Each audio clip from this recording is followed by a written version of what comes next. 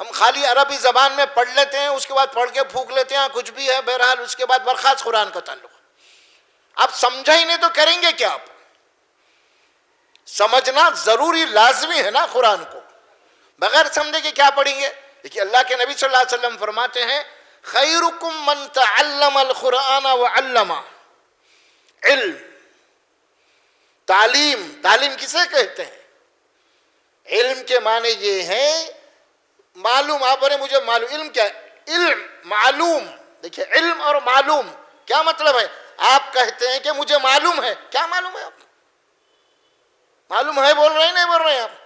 تو جو چیز آپ جانتے ہیں نا، آپ بولیں مجھے معلوم ہے، تو پھر آپ کی زبان میں وہ چیز معلوم ہوں گی نا وہ، یا پھر کوئی دوسری زبان ہے جو آپ سیکھیں گے تو معلوم ہوگا وہ۔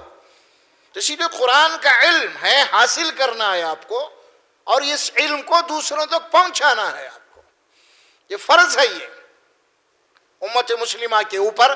اور سب سے پہلے ہمیں چاہیے کہ قرآن مجید کو ہم سمجھ کے پڑھیں، ہم لازم کر لیں اپنے اوپر، دن یا رات میں کوئی ایسا وقت نکالیں ہم جو قرآن مجید کے لیے کم از کم ایک آدھا گھنٹہ صرف اس میں ہم اللہ کے کلام کو پڑھیں گے، اللہ کی کتاب کو پڑھیں گے، اور ترجمے کے ساتھ پڑھیں گے، ہم سمجھ کے پڑھیں گے، ہم کہ لازم کر لیں ہم اپنے اوپر۔ یہ کتاب وہ سب بازو رکھیے، اب آپ صرف قرآن پڑھیں گے ہم۔ قرآن میں حق ہے، کیونکہ قرآن کے متعلق آپ اللہ کا ارشاد کیا ہے؟ ہم نے دعا کی اہدنا الصراط المستقیم، اس کا جواب کیا آیا؟ بہت سارے مقامات پہ قرآن میں ہے۔ ایک مقام قرآن میں بنی اسرائیل میں آتا ہے ان ھذا القرآن یہدی للتی ہی اقوم، بے شک یہ قرآن ہی وہ کتاب ہے جو تم کو صحیح اور سیدھے راستے کی رہنمائی کر سکتا ہے۔ ان ھذا القرآن یہدی اہدنا الصراط المستقیم، جواب آیا، تو جواب کیا ہے؟ ان ھذا القرآن، بے شک یہی وہ کتاب ہے، یہدی للتی ہی اقوم، جو تم کو صحیح اور سیدھے راستے کی ہدایت دیتی ہے۔ اس کے علاوہ ساری کتابیں انسانوں کی لکھی ہوئی ہیں، یہ اللہ کی کتاب ہے، اور اللہ اس کتاب کے متعلق تعارف کروا رہے ہیں۔ اب غور سے سنیے، قرآن مجید کے متعلق ہے۔ اب یہ جو آیات پڑھی گئی جس میں اندر قرآن عربی لقوم یعلمون، تاکہ سمجھنے والوں کے لیے، بشیرم و نذیرا، اس کتاب کے دو مضامین ہیں بنیادی طور پہ۔ وہ کیا ہے؟ بشیرم و نذیرا۔ قرآن پڑھنے کے بعد جو لوگ قرآن کے اوپر عمل کرتے ہیں ان کے لیے قرآن کیا کرتا ہے؟ بشیر بنتا ہے، بشارت دیتے چلے جاتا ہے اس کو، اس کی کامیابی کی۔ جو لوگ قرآن پڑھنے کے بعد قرآن کے مطابق زندگی نہیں گزارتے ان کے لیے قرآن کیا ہے؟ نذیرہ، انہیں وارننگ دیتے رہتا ہے، قرآن ڈراتے رہتا ہے کہ دیکھے زندگی ختم ہونے والی ہے، تیری زندگی ختم ہونے والی ہے، ختم ہو رہی ہے روزانہ تیری زندگی، ایک ایک دن ایک ایک رات کر کے تمہاری زندگی ختم ہو رہی ہے۔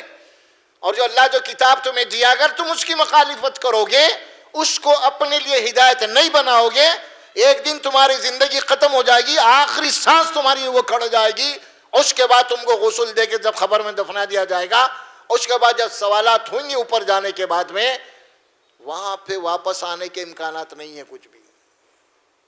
نذیرہ، اس سے ڈراتی ہے قرآن۔ دیکھو ایک دن تمہیں مرنا ہے، تمہیں مرنا ہے۔ قرآن کے دو موضوع ہیں، دو سبجیکٹ ہیں، بشیرم و نذیرہ، بشارت دیتی ہے، خوشخبری دیتی ہے۔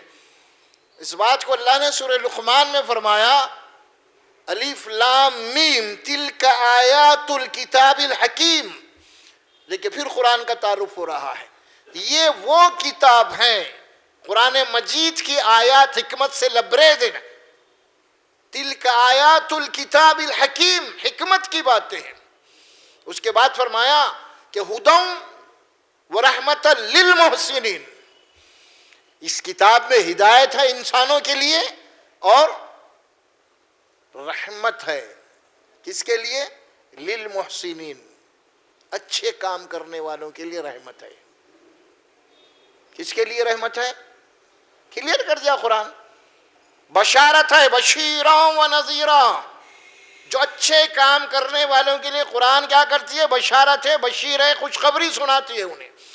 اور وہ آیت میں آ گئی بات، ہدی و رحمت للمحسنین، یہ ہدایت ہے اور جو اچھے کام کریں گے ان کے لیے بشارت ہے، بشیر بن کے آئی ہے۔ اب اچھے کام نہیں کریں گے آپ قرآن پڑھ کے تو کیا آپ کو قرآن بشیر بنے گی؟ نہیں، نذیر بنے گی، ڈرائے گی، متنبہ کرے گی۔